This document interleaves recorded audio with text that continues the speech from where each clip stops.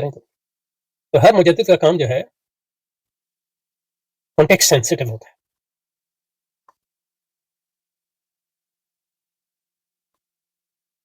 یعنی سیاق کو سباق جو ہوتا ہے اس سے ملحق ہوتا ہے، اور اس سے کاٹ کر جب بعد کے لوگ اس مجدد کے کام کو ایبسلوٹ بنا دیتے ہیں، یعنی زمان و مکان سے ماورا، اس کے نتیجے میں غلوف پیدا ہوتا ہے، اور غلوف کے نتیجے میں پھر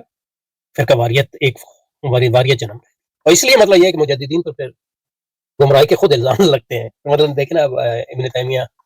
کی تجدید جو ہے وہ ایک کون سے یعنی ان کے زمانے کی جو طریقے تھے ان کے خلاف تھا اور اس کانٹیکس میں تھا. اسی طرح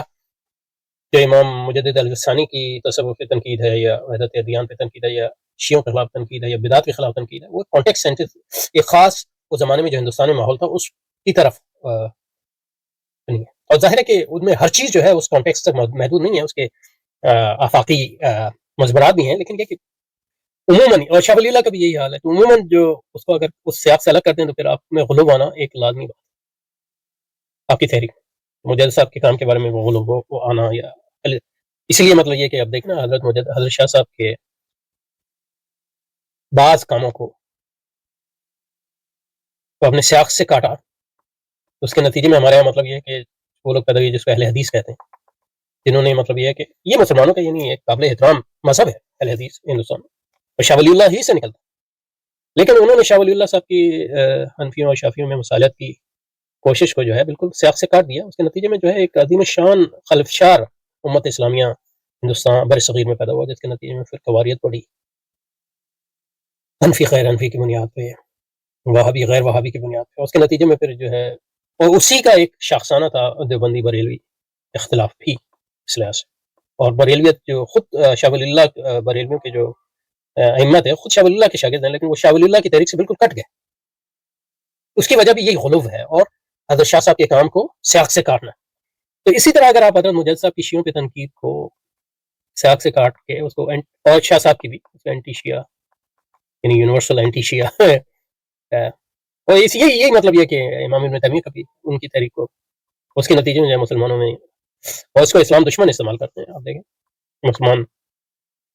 ایران کے خلاف، ایران سے اصل بیر یہ نہیں ہے کہ وہ شیعہ ہے وہ تو شیعہ تو 16ویں صدی سے ہیں، بیر یہ ہے کہ وہ اسلامی انقلاب لائیں. اسی لیے اسی طرح مطلب طالبان سے یہ بیر نہیں ہے کہ وہ حنفی اور سنی ہے، یہ کہ انقلابی ہیں، اسلامی انقلاب لائیں.